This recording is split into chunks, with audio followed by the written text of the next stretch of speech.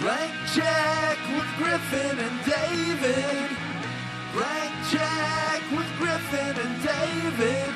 Don't know what to say or to expect. All you need to know is that the name of the show is Blank Check. We've sensed it. We've seen the signs. Now it's podcasting. Ooh. Ugh. Okay, now there are two It's things. from the poster. Right, there are two things to scoff at there. The awful, shoehorned wordplay. Right, I did a bad job, but you know who did an even worse job? Whoever wrote the tagline for that movie. We sensed it. Yeah, we get it. The guy made the fucking Sixth Sense. We've seen the signs. Yeah, we get it. The guy made the fucking signs. I don't think now it's everybody happening. gets it, especially when they sensed it. It's a little muddled. He's also, as always, right above the title from writer-director M. Night Shyamalan. I'm David Sims. I'm Griffin Newman. Welcome to Blank Check Podcast Pod Night. Welcome to Blank Check Podcast. Welcome to the Blank Check Podcast presents Pod Oh my God. Night Shamacast. Yes, welcome. This is a podcast. We talk about M. Night Shyamalan right now. Other times we talk about other goofballs. Yep. But right now we're talking about M. Night Shyamalan. We like directors. We like directors, and we're talking about M. Night, and we're on to his eighth movie. This is his eighth film. He's Yeah. given a blank check. This he can is keep Ep making 7. whatever he wants. Who else is in the studio with us today? Well, of course, our trusty producer, a.k.a. our Purduer. Yep. The Ben Deucer. Yeah. Hey, guys. Ben Hosley, the Haas, Poet Laureate, the Tiebreaker, Birthday Benny, Mr. Positive. He is not Professor Crispy. No. No. He carry is on. the Peeper. Yeah. Of course. Boy, is he. I mean, he's nothing if not the Peeper. He has been known by Kylo Ben. He has gone by producer Ben Kenobi. And if you see him on the street, greet him a hearty hello, Fennel. All right. Please do. All right. Yeah. And in this studio as well is nobody else. Nobody else. Yeah. So here's the first piece of housekeeping. I last week promised James Urbaniak, Right. the great actor, beloved figure of the indie film world. Yeah. You rashly said, it's probably fine. You don't need to cut that out. I had talked to him earlier. I did not cut it out, by the way. In the I season. know. Oh, I listened. He is a buddy of mine. Earlier in the season, I've been we're doing this. He was going to be in New York No, filming of course. season 2 of Difficult People for months, for 2 no months. beef, James. James was here. James He was killed it. ready. Yeah. And I was like, great. Would you want to do any of these movies? And he went, I find The Happening interesting. And I went, great. Let's lock it in. I'll text you again in a couple weeks. Right. And then I texted him the day after we recorded our episode, and I was like, we're ready for The Happening. And he was like, I flew back to L.A. yesterday. Bye, James. So should have recorded that one in advance. That one was on me. Boing. Hoisted by my own petard. All right. Well, doesn't matter. Doesn't matter. We don't really care. This is to I mean, obviously, I'd love to have James on the podcast. we will but have it'll him be on. all right. I will It'll be promise all right. that. Yeah, we'll have because him on. nothing wrong has come me making James Urbaniak promises on this podcast. We will have him on in the future.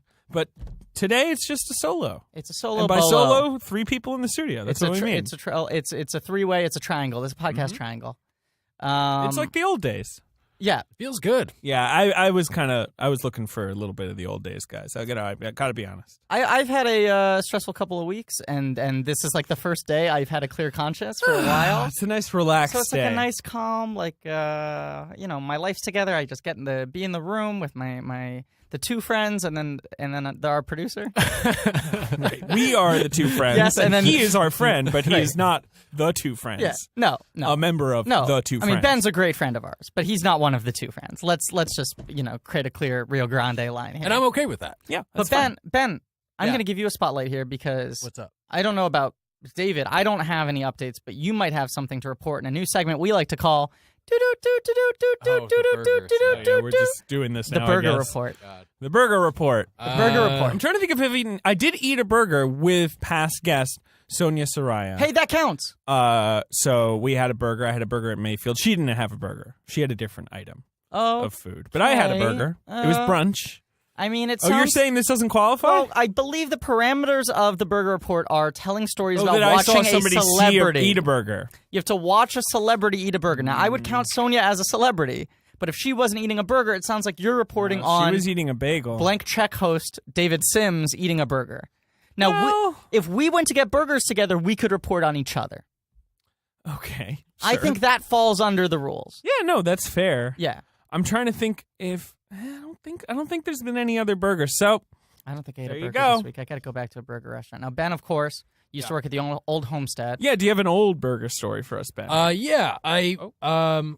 They're all brothers in Kings of Leon, or it's like three brothers and a cousin. Those bearded Yeah. folk. I Yes. don't remember which one it is. It's the good-looking one, but they're also all kind of good-looking, so it's hard to actually My know. high school girlfriend had a big crush on that guy. That's how long they've been around for. They've been around, so I don't recall. Let's just say it was Caleb. Okay. I think Caleb is the number one. He's feel the like he's front the guy. man. Yeah. And so you saw him He came in with his supermodel girlfriend into the I spotted believe pig. he's married to her now.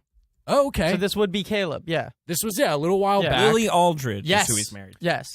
They're really lovely, gorgeous people. Uh-huh. They came in for brunch, and they were so nice and chatted me up and were like asking me all kinds of questions about comedy and stuff. my God. Good. And I There was you early go. on into me working there, and I was actually like, You were like, is this what all celebrities are like? kind of. Yeah, it was like my they're first just nice. VIP where they were like super chill and made eye contact with me and, asked me questions and remembered my name. So, Right. they were lovely people. I love the Burger Report. Look at these nice things that come out of the Burger Report. Yeah. Well, I haven't eaten any burgers this week. I make a solemn vow to our listeners that I will start eating as many burgers as I can on a week-per-week basis to, just increase my likelihood of seeing a celeb, a famo. And I guess we should even put it out to our listeners. If you guys have burger reports, Yes, please send yes. them in. Yeah, what is I it? agree. 555 burger? 555 Burger, Oh, which right. is Ben's cell phone number. That's our 24-hour hotline. It's just completely coincidental that his cell phone number has always been 555 burger. That's why they hired him at the old homestead. They were like, this guy lives and breathes burgers. oh boy. So if you are a past guest, a blank check, a listener, a blankie, a hot Tweet at Blank Trek Pod. a David dog, a griff head. David Dog? Anyway. That's please- what on iTunes 4 different people in reviews have identified as David dogs. All right. David I love dogs, my David dogs. Haas hogs, blankies, and griff heads. Blank Check Pod. Yeah. Tweet at us. Blank any check burger pod story you want. at gmail.com. Yep. Is a pod or podcast? The email address? Yes. I believe it's blankcheckpodcast at Yeah. gmail.com. Gmail At us there? email.com. At email.com. At example.com. We're email at gmail.com. We're AOL at yahoo.com. Great. Yes. Blank check podcast at gmail.com or tweet at us. You could tweet at any three of us individually. Just if you got a burger report, let us know and we'll read them off. This is a democratic segment, the burger report. There's a movie we have to talk about today. Okay. This is happening. Gentlemen, we're talking about The Happening. It's the 8th film by M. Night Shyamalan. His first film at 20th Century Fox. So just to recount, Praying with Anger, his student film. Sure. He makes Wide Awake for Miramax, which right. is a subsidiary of Disney. Yes. At the time? Yes. Okay. Yeah. He goes up to Touchstone. He makes 4 consecutive Touchstone pictures. The Sixth Sense. Unbreakable Signs, The Village. The Village. The Le Village.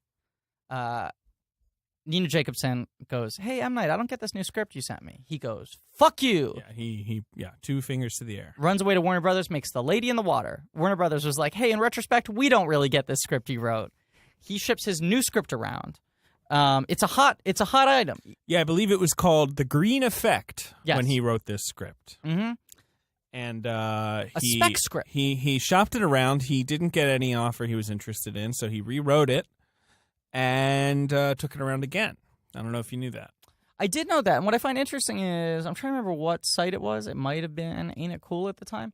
But I remember reading a review from someone who had read The Green Effect and said, like, this script just got passed by all the major studios. I think it's great. I don't know what they're doing. Sure.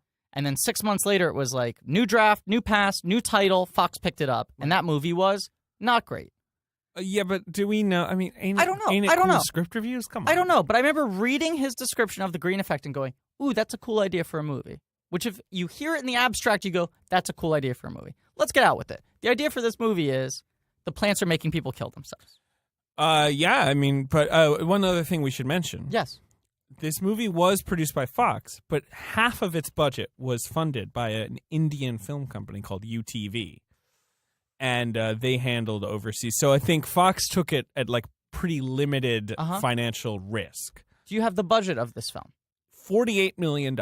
Okay, pretty trim for M. Night. For M. Night, pretty trim, although not a lot happens in this movie.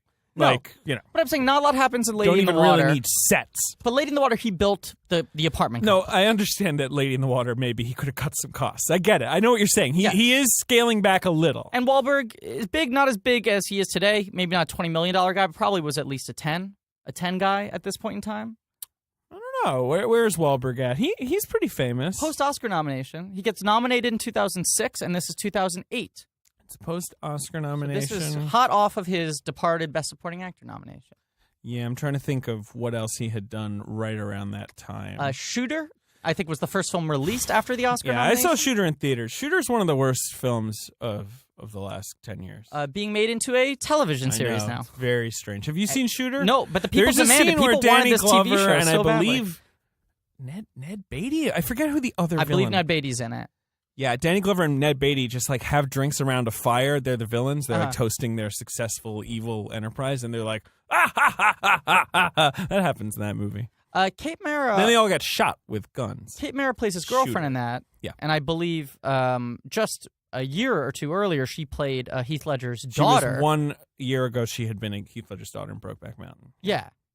But remember, old Heath Ledger. Remember, I know. he's dead by the time But she shows up. do you know- Spoiler. Do you know how old Kate Mara was when they filmed Shooter? I don't know. 22. Yeah, I believe so. And Mark Wahlberg was late 30s. Okay, so I did not win the Hamilton lottery. FYI. Oh, you just checked? Bam. No, I'm sorry. Sorry. Did I tell you my Hamilton story? That you bought tickets for your whole family, but forgot to buy one for yourself? On my birthday. You're like, why did you do that? Are you a fucking idiot? I could tell you have 5 people in your family. Well, no, that's you're framing the story in a way that makes me look stupid rather than unlucky. Okay. Are you unlucky? I thought I had 5 tickets and end up only being 4. I thought I was going to have 4 seats and 1 standing room ticket, but it was 2 separate requests. Oh, I see. So you were calling in a favor to get these tickets. Called in a big favor. Who'd you call? I do have you know? I have my castmate on the television series Vinyl. Oh, I Ephraim know. Sykes is on the ensemble of Hamilton. That is pretty cool. It's very cool. He's a great Can guy. he get me a ticket? Absolutely not. How dare you ask? Wait, on wait, the wait, wait. All right, podcast? hold on. What kind of precedent are you setting, David? We're on a podcast. But can he get me a ticket? Yeah, of course, Ben. Yeah, I'd, cool. yeah. I'd I'll hook really, you up. Don't worry. Awesome, thanks. I'd really love to see Hamilton Uh-huh. on Broadway. Well, So FYI. I'll let you know how it is. My birthday, my 30th birthday is coming up. Just putting that out there. I'll give you. You want my tip for how to go see Hamilton? Is it to enter the Hamilton lottery? Become good, true friends with Ephraim Sykes. I'm good true friends with you, Yep. as we are the 2 friends. We are. That's true. So you could just maybe, I don't know. You could be like, all right, buddy, you got me the 4 tickets. I Yeah. was supposed to get a 5th ticket. My pal David Sims is interested in seeing Hamilton. Standing room. Yeah. No, it's 2 separate I'd requests I had to stand. put in. Yeah. Yeah, it's I good. don't give a shit. Yeah, it's good. Anyway, my I'd like family to all see went him. to go see Hamilton without me on my birthday. Yeah, I know. And was then my you pressing texted stuff. me and Ben being like, I'm having impromptu birthday drinks, like on the day of your birthday. Yep.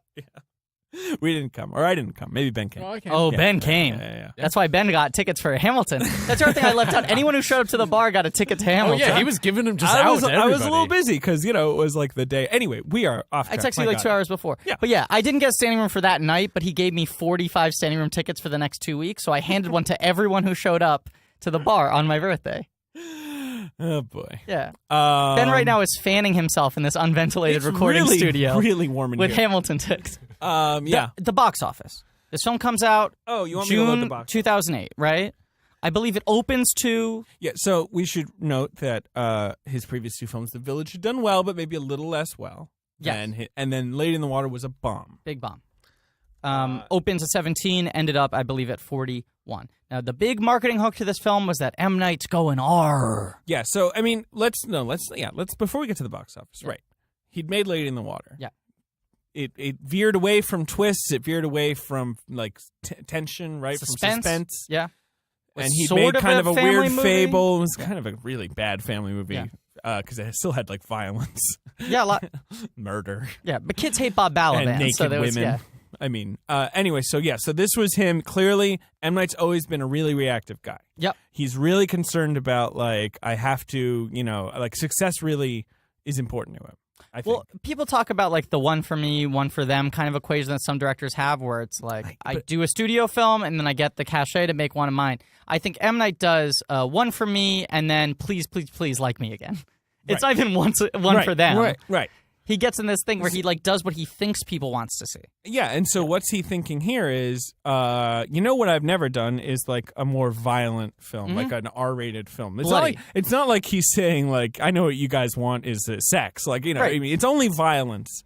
Right, he said horror movies, most popular horror films are rated R. I make horror films. All my horror films have been PG-13. Now, what if I added this to the equation? The Sixth Sense is PG-13 is pretty crazy. Pretty terrifying. That should be an R-rated film. A lot of blood. In England, that film is rated 15, which is its rating usually afforded to an R film. Sure. But then, Unbreakable and Signs, the violence is mostly implied. Yeah, pretty chaste films. And then the same with The Village. Yeah. So, he had always been kind of like a tell don't show, Yeah. I don't know how you say it. Like he didn't, Yeah, I mean not a gory guy. Well, that's the thing. In retrospect, it's like R-rated M. Night Shyamalan doesn't make that much sense. No. But at the time, everyone was like, ooh, R-rated M. Night he's Shyamalan. master of terror. Yeah. Like, great. Oh, blood. But like I think you're correct. Like that was a mistake. Yes. The idea that violence was the answer. Yep. Violence is never the answer. Certainly wasn't here. No. So I guess we can talk about the box office prospects before we get into the movie. Well, I just want to talk advertising campaign. So I read the tagline for the poster, which was stupid. R-rated. It was like in red text. Well, and they put the R, like the rating box was bright red. Yes, so the rest of the text on the poster was white. They wanted the R to really stick out. The poster, in typical Shyamalan fashion, no movie stars, just... His face is invisible, but they do have Wahlberg's name above the title. They do, for the first time in a while. But M. Night's name is the top of the poster. Do they think that consumers are going to give a shit that it's the first R-rated movie? They did. I think it worked, Did honestly. that really work? I think the backlash was pretty swift, but opening weekend for this film, I believe, was like 37. Is that correct? Yeah, 30 million. Not 30? Not great. Okay. It opened number 3. Behind The Incredible Hulk? Correct. Was also, number 1? Opening weekend, that's correct. I saw these two movies back-to-back opening night at the AMC 25. I saw The Incredible Hulk at Union Square and the air conditioning broke. And I did not see The Happening. I was not interested. Okay, number 2 at the box office, so it's 2008. In my opinion, a better film than both of the others. Kung Fu Panda? Correct. Really? Yes. Did I nail it? Okay. A very nice movie. Number 4, Can I guess? one of my favorite comedies by this actor. 2008. It's one of your favorite comedies by this actor. You Don't Mess with the Zohan. Correct. Really? Yes. Are you kidding me? Yes. Possibly my favorite Adam Sandler comedy. And I agree with that as well. Yeah. Okay, and number then 5? Number 5, a film that you're not going to guess from this unless you remember this story. I saw very soon after moving to New York, because I moved to New York in 2008. Yeah. And I obviously wanted to see this film. I bought a ticket, and it was a packed theater, and a man came in, sat next to me. Before the movie started, he pulled his hat over his head, fell asleep, slept through the whole long movie. Indiana Jones and the Kingdom of the Crystal Skull? Bingo! Really? I nailed all 5. You got all 5. Is amazing. That's actually. unprecedented. That really I've gotten is them amazing. all Do you remember wrong that every story? other week. Yeah, you should get them wrong. No, I was just thinking about the time and the place. I was placing myself in that moment. Oh, wait. And I remember seeing Kung Fu Panda. I thought Kung Fu Panda was going to bomb. The movie was better than they advertised it as being because that is true because they advertised it as Just like the fat Jack jokes. Black, Fat Panda, Right, that was it. Skadoosh. Right. Yeah. And it's like pretty well done. No, that's a good movie. Yeah. Yeah. But I remember seeing an ad that was just like, hey, remember to turn off your cell phones, and then he like farted, and then he fucked a lady with his belly or whatever fat thing he did, you know? He didn't do He that. stuck his belly in a pussy. I swear to God, it happened. But it was like an AMC, like turn off your cell phones. AMC was like, here's what we want. Yeah. Hey, DreamWorks. Yeah. But I saw that opening night of The Happening. Crystal Skull. Oh, you saw Crystal So Skull. Kung Fu Panda was about to come out. Yeah, Crystal Skull had been out for 4 weeks at this point. Right. And I saw that opening night Crystal Skull, and everyone lost it. And I turned to my friend, and I went, I guess Kung Fu Panda's going to be the hit? Yeah. And then when I saw it, I was like, okay, cool, it's good. Well, the thing about Kung Fu Panda is that it's actually like a weirdly like small scale, clever film. Like, I don't know, it's like an origin movie that works. I could talk about Kung Fu Panda. It's beautiful. I'll tell you, the other reason I think I did so well on this, I got to give credit where credit's due. My good friend, Stephen Kelly, who went to school in Scotland, he was back that summer. I hadn't seen him in a while, so I saw 4 of those 5 films with him. So I remember that chunk of like he was just back home, and we were like, let's go see a lot of movies. So we went to see Zohan, Kung Fu Panda, We did that as a double feature, and then we did a different night, Hulk and Happening as a double feature. Shout out to Steak. Some of the other movies of that year, you got Sex and the City, which was a huge hit. 70 mil opening weekend. Iron Man, obviously, which had launched the Marvel Universe Haven't that now heard of it. controls our Who lives. was in that? Jeff Bridges. The Strangers, one of the best horror movies of the last Agreed. 10 years. Great movie. Wall-E comes out a couple weeks later, which is maybe my favorite Wall-E's film of coming out that in 08. decade. Decent movie. Chronicles of A Narnia, Prince masterpiece. Caspian, which I believe is the second Narnia film. Yeah. Real bummer, that one. What Happens in Vegas, Baby Mama, Uh-huh. and a touching Tom McCarthy drama, The Visitor.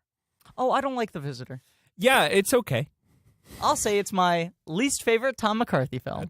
That's a crazy thing to say. And I've seen Le Cobbler. All right. Anyway, back to The Happening. Yes. Yeah. So The Happening, it's R-rated. Mm-hmm. R. It's got Mark Wahlberg, who is a movie star. Wahlberg. Not like a top-tier movie star, but he's a movie star. He was in the transitionary period right now because he had sort of been like a B-level guy, right? He had been a B-level guy who made movies like Rockstar. This is like pre-Ted. Yes. This is pre-Ted. Ted pushed him into the stratosphere. Yeah, he was a The guy Strat who, Ted sphere. He was a guy who made R-rated action movies that grossed fine, like Max Payne or Shooter or Two Guns that came out. Wahlberg's going to open to 15. He's going to end up between like 40 and 50. It was a reliable but not particularly exciting box office bet. And I think Planet of the Apes had been his shot to be like a huge leading man. That movie He made a lot bombed. of money. Everyone Didn't hated bomb. it. That movie was a huge everyone hit. hated it. You're right. Yes. But that's the thing. That movie didn't bomb at all. It was like a massive success. That's I believe the that craziest movie thing about that is movie. the most successful movie to not get a sequel. I read some Interesting. stat like that That's probably in true. terms of just raw gross numbers. Because then they just lay the franchise dormant for 10 years, then rebooted it perfectly. Anyway, Wahlberg's in this weird period, and people are kind of like, yeah, he's not a good actor, but he's kind of fun. Like, Wahlberg movies are like trashy, campy, like for what they are, right? They mix The Departed, and he fucking pops in this cast. I mean, he's wonderful in The Departed. But in this murderer's row, you know? I mean, that he got an Oscar nomination over Jack Nicholson remains one of the craziest Oscar surprises, like, of recent memory. Well, and here's the crazy thing. Like, as still happens to this day. He deserved it. Oh, 100%. But the supporting categories can often be a little fraudy because it's like, oh, whoever wins supporting actress is usually the lead female of that movie. In a movie where the lead character number one is a man, they give the second lead, who is female, supporting We're actress. going down a crazy garden path. What are you talking And supporting about? actor is usually the second lead of the movie, is Oh, the villain sure, or whatever Wahlberg it is a genuine supporting small part. character. Yeah, he's probably got 15 minutes of screen time in the movie. Yeah. But every He's time he very shows funny, up, you're just yeah. like, Jesus Christ, this fucking guy's so good. And he's not playing a cancer patient. No, but he doesn't have any big emotional The beat. other thing is that movie, he was so good in that movie that they immediately started being like, let's make a Departed 2 about Wahlberg's character. Remember, that was like a literal, because like everybody dies in The Departed. Yeah. But they were like, you know what? Departed 2, Wahlberg. But I'll tell you something. Yeah, Inside they scoop. thought about it, Benny. Preposterous. Well, it Sorry. didn't happen. Inside scoop. I mean, it's the same way he keeps saying he's going to make a fight or two. But anyway, go on. I worked on a television series called Vinyl that is currently airing Sunday nights on HBO. Sure. Created by Martin Scorsese. Who directed Among the other pilot people. episode. And then there's the guy who's in the band. Mick Oh, Jagger. Mickey. Mick yeah, Jagger. yeah. Jesus Mickey Christ, J. Did you Ben. meet Mick Jagger? I didn't. But I did have a couple talks with good old Marty S. And he was talking to me about how Warner Brothers, I don't care. I'll say this, whatever. All right. He said, like, Warner Brothers really didn't like The Departed.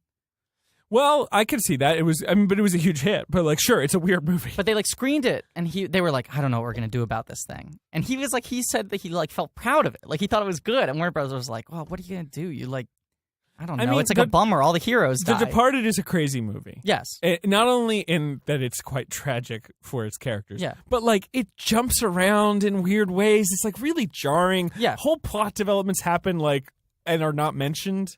And It's so good. It's I very love The Departed. texture focused, you know, in a way, like not sort of plot focused. It is a crazy movie considering the movie it is a remake of, which had only come out like 5 years It was before. pretty straight down the middle. Is a very controlled, Clean, excellent yeah. thriller, Yeah. not like that movie at all. Yeah. Yeah. And I saw other people worked on it who said at the time they were like, "There's no way this movie's going to cut together. It's like insanity." But he said like, "Yeah, Warner Brothers never liked the movie," and I was like, "Well, I'm sure that changed after it came out and made a ton of money and won Best Picture." And he was like, "Nope, they still were just like, yeah, I don't get it. I'm surprised that fucking people liked idiots. it that much." And then they were like, someone else in the group was like, I'm surprised you never tried to make a sequel. And he was like, he said the reason they didn't like it after the fact, after it did well, was they were like, well, but it's no good to us because you can't make a sequel because all the characters died. Sure. So they were like unhappy when they saw it. And then when it did well, they were like, yeah, but now we can't make another one. Get over it, Warner Brothers. Agreed. Come on. But so he said our solution was, well, let's write a movie about Wahlberg. He just got the Oscar Let's nomination. do a Wahlberg movie. Let's do a Wahlberg movie. It'll be him going to Washington and trying to take over the corruption in Washington. Okay. It goes up the ranks. Okay. And he was like, we wrote that script and we brought it to Warner Brothers. And they were like, you can't put a movie on Wahlberg's shoulders. Oh, yeah, that's never happened. Yeah, they were like, Wahlberg can't carry it. Well, I mean, if nothing else, this proves something we should probably talk about more on this podcast, where the studios are really stupid. Yeah, Do a lot of stupid studios are stuff. dumb. Yeah. Now, let's get on to Mark Wahlberg, because I think this is an important guy to put front and center in our talk of the happening, right? He's getting hot at this moment.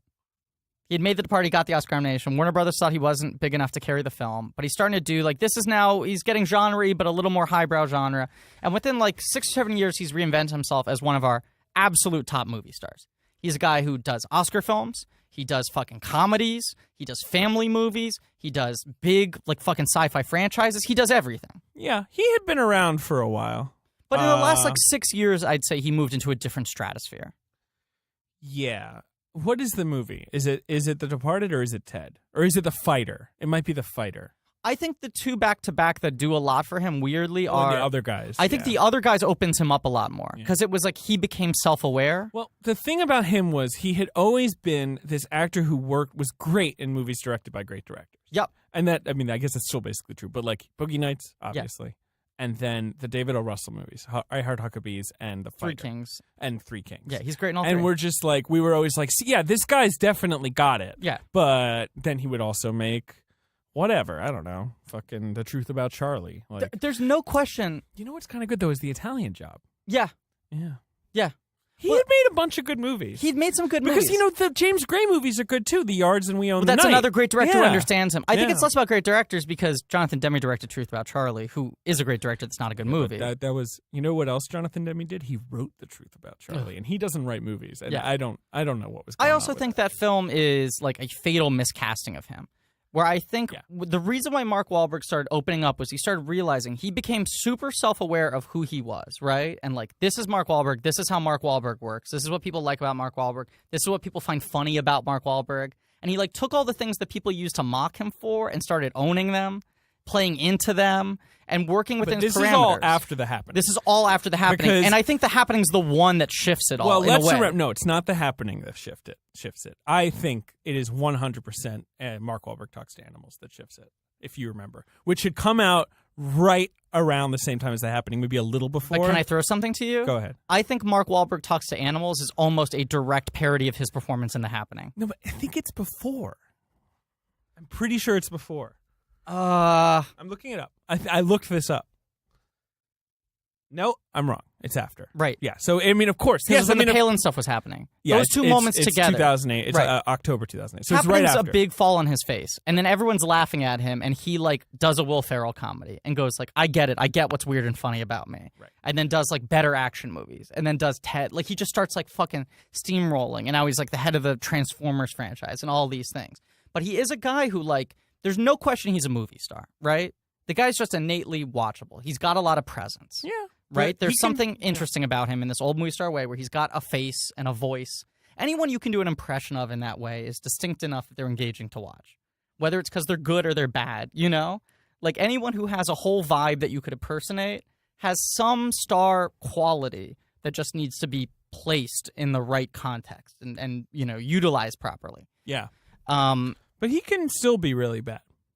Like, he's pretty bad in Transformers 4. Agreed. But I think that is a terrible part for him. Yeah. I mean, yeah. In that it's barely a part, and the bare like scraps of characterization on the side of it don't. Once again, he's playing like a fucking scientist. I'm sure you've seen his quote about The Happening. Let's refocus on The Happening, right? Have you seen it? IMDb trivia, I believe. I've got it. Yeah. I've got okay. it. It was during press for The Fighter. He was doing press for The Fighter, Yeah. and he Yeah. noted that Amy Adams had almost played his wife in The Happening. Oh, would have made interesting. more sense than Zooey Deschanel. Weird couple. And he said she had dodged a bullet by not being in the movie. Uh huh.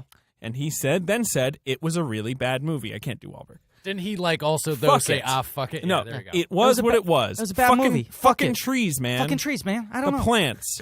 Fuck plants. it. The plants. Fuck it. You can't blame me for not wanting to try and play a science teacher. At least I wasn't playing a cop or a crook. You can't blame me for wanting to try to play a science teacher. All right. At least I wasn't a cop or a crook. And then, like, yes, okay, Mark, you've played a bunch of cops Yeah. and crooks. Yeah. You've done that. But you've also, I don't know, he was in, like, Three Kings. He was in The Perfect Storm. He's had some I roles. played a firefighter and Played I a Heart firefighter. Huckabees. He played a football player in Invincible. Yeah, he played a rock star in Rockstar. Played a stalker. Oh, yeah, and Fear. Oh, Yeah. in Fear, way back when. He played someone who fingers Reese Witherspoon on a Ferris wheel. Well, I consider him more of a fingerer than a stalker, but, you know. He played a porn star, of course. Yes, yeah, a fucker. Yeah, no, I mean, you know, I don't know what his complaint is, because it's like, yeah, you're a leading man. Like, leading men tend to play these sorts of, like, you know, gun-wielding types, like, you know. Yeah. But apparently he really wanted to play a science teacher, and in the happening, or I mean, like, he was into the idea of playing, like, a non-violent man, I guess. Now, here's the craziest part, right? Bad casting choice, but he was hot at this moment when someone's... Horrendous casting. I mean, a choice. disastrous, catastrophic casting decision. When someone's hot like that, Hollywood just tries to plug them into stuff, and I they guess just, so, but oh, he's hot, we like him, he just got the Oscar nomination. What are things No, we can but make into Shyamalan Mark is Wahlberg a good projects? caster, Usually. And, like, why didn't he see this coming? That, like, this is a role that requires someone to basically yelp all the time. Yeah. And, like, talk about the worst match for Mark Wahlberg. IMDb trivia fact number 3. M. Night Shyamalan wrote the screenplay with Mark Wahlberg in mind for the lead role. Well, What? That doesn't make any sense. Maybe It he felt just like liked studio Mark pressure. Wahlberg. We all like Mark Wahlberg. But we like him when we like him, where we like him. Where he belongs. And we've realized now there are a couple different boxes he belongs in, but science teacher's not one of them. In the same way that do-it-yourself fucking inventor, All right, well- Texas inventor in the Transformers I know, franchise is another box. His character's name is Cade Yeager, We're and not he's a talking good about old Transformers. Texas boy We're talking who about, invents things. All right, we're talking about the happening. Okay, We're talking about the happening. His character is Elliot Moore, a Philadelphia high school science teacher, who's a bit of a prankster, as we see in his one he scene. likes fucking with his students. Okay, can we talk about the first 6 minutes of this movie? Because I think the first 6 minutes are kind of perfect. The sort of Central Park scene. We see clouds moving quickly. We hear James Horner score. Not James Newton Howard. It's Newton Howard, yeah. His usual guy. And Tak Fujimoto, who had made, who shot The Sixth Sense for him and who had shot Signs. Yes, shot those he's two. back. He's back, baby. Back in tack. Ooh, the AC just came on. Yeah. AC. James Newton Howard's running those strings. Yeah. Dun-dun-dun-dun-dun-dun-dun-dun. Not his most interesting score for Shyamalan. No, and I think it's actually a bit of a mismatch. But the opening credits are exciting enough, right? And then we go to Central Park. And there are two ladies sitting there, and one of them goes, oh, I forgot where I was.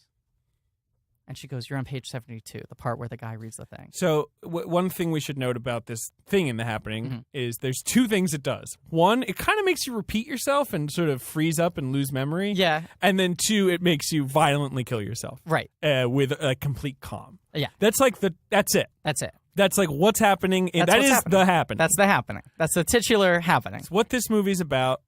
That's happening. They're talking about the book, and they're having a weird conversation. One of them's played by Kristen Connolly, now of House of Cards she was on fame. House of Cards. She's in Cabin in the Woods. She looks over her shoulder. She sees that all these people are standing still in the middle of Central Park. Oh, how peculiar. What is happening? And then she turns to her friend. She goes like, Cindy, what's happening? Oh, boy. And she goes, blank, nothing. Yeah, and then she takes the chopstick out of her hair. Calmly. Yes, and got a plunges it steel- into her neck. Cool.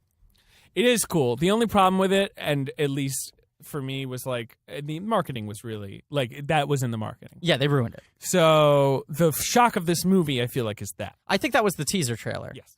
But I look at that moment, and I remember It is seeing well it in the done. theater, and I went like, this is what M. Night could do with an R. He's not trying to go super gory. No. He's not trying to do Evil Dead. It goes into her neck a little, like a trickle of blood comes out, but it's not like a big, gross, like arterial sort of spray. But that kind of image is a little too disturbing for PG-13. Absolutely. And No, you of course feel not. like Yeah. if that's where the movie's starting, if he's going to repeat images like that, that could be his R. It's not limbs getting removed. It's shit like that that's just a little too much for PG-13, right? Yeah. Then we hard Still cut. effective. Still Very effective. effective. Super effective. Super effective. Good But not scene. much worse than what we've seen in The Sixth Sense. Just a little more actively violent. Right. You get the close up of the thing going in. Gross. It's good. Okay. You think it's going to cut away and it doesn't. That's hard cut to construction sites. That's the first 3 minutes. First 3 minutes of the film are well, the good. construction site scene is very like a lot of movies that were coming out around now. Mm-hmm. It's like movies are finally starting to broach like 9/11 imagery. Yeah, Kung Fu Panda did that. All right, that's it. That's the end of the podcast. All podcasts. That's it. Goodbye forever. No, you know, yeah. Remember, there's the scene with the two dumplings, and then he no, and so he knocks them down. The two dumplings at a construction yard again. One comedy it's like point. people freeze up. Yes.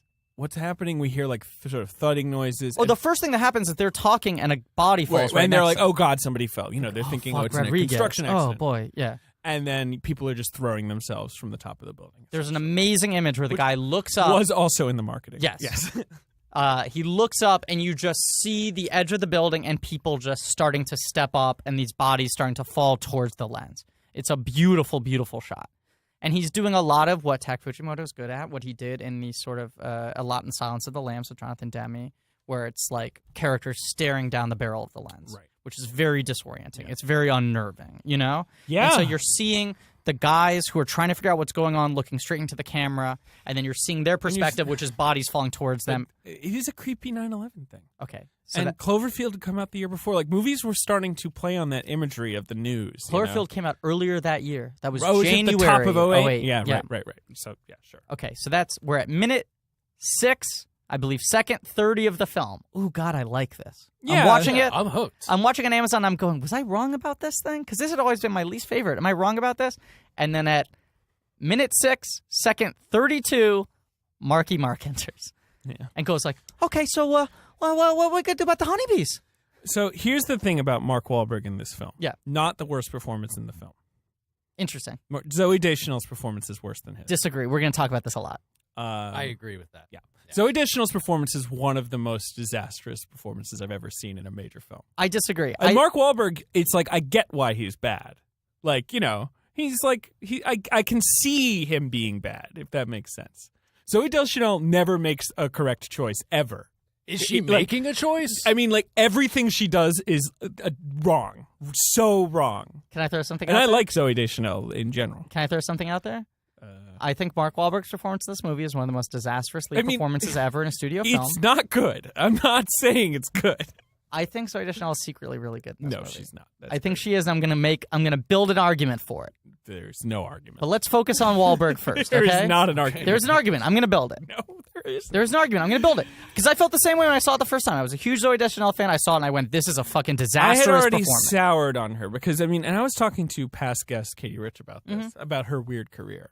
Very weird. How, like, obviously she came onto the scene strong, indie star. Jimmy good Fallon's girl, Idiot Boyfriend music video. And then, you know, she does, like, All the Real Girls. Almost She's Famous amazing. was her breakout. It's crazy. Right. Yeah, Almost right, Famous, Good Girl. Yeah. And then she does All the Real Girls. All the Real Girls. She's good at girl movies. I would give her an Oscar for. I would too. And then that same year she does Elf, which she's so charming in, and it's such a like nice movie. And it's a huge hit. It felt like she was going to And be a then big star. She makes movies that literally sound like parodies of indie movies. Well, like Gigantic with Paul Dano. Gigantic, Eulogy, Flakes. Winter Passing, Live Free or Die, Is there The one, Good Life. I believe there's one called Flakes that's about her Yes, working Flakes. at a cereal restaurant that only serves breakfast cereal. Like, I swear to God. I mean, we were talking about, like, when every indie movie became, like, a Tribeca Film Festival movie. Yeah. Like, you know, like, it's just garbage. Yeah.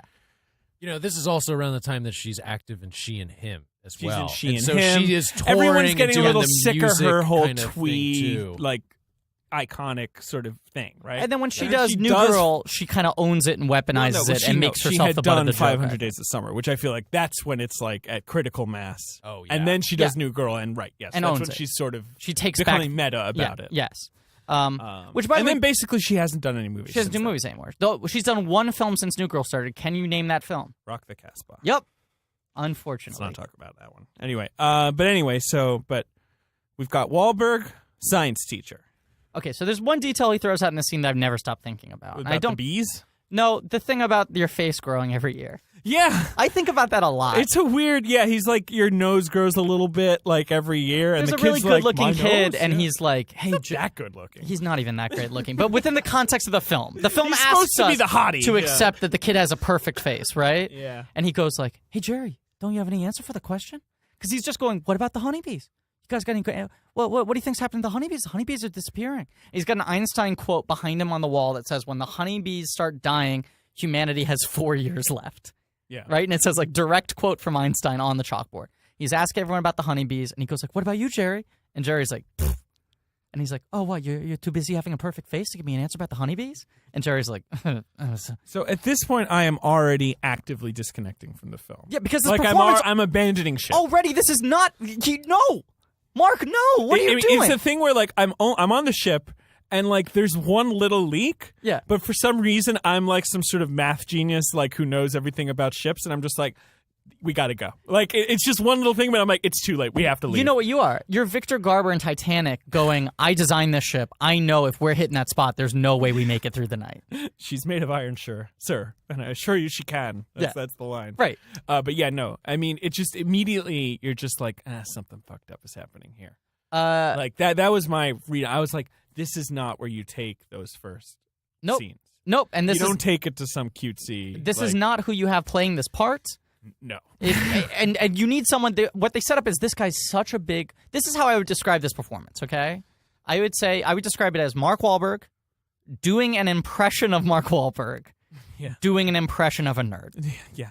I mean, the one thing Wahlberg has going for him versus, like, say, 15 years ago, maybe Arnold Schwarzenegger plays this role or whatever. It's like, right. Mark Wahlberg's not big. Like, he's kind of a slight tough guy. He's small and he's slimmed down, it looks like, for this role, so and they put him in dorky clothes. Him. You can it's disguise not him. like Kindergarten. Well, the Kindergarten Cop doesn't. But, it's not like some movie where Junior, like, where it's like, yes. Arnold Schwarzenegger is not, I'm sorry, he's just not a doctor. Every Look Arnold at him. Schwarzenegger movie needs a scene where someone goes, why do you look like that? Yeah, you're just massive. How much time do you spend in the gym? But Wahlberg, basically looks like a guy.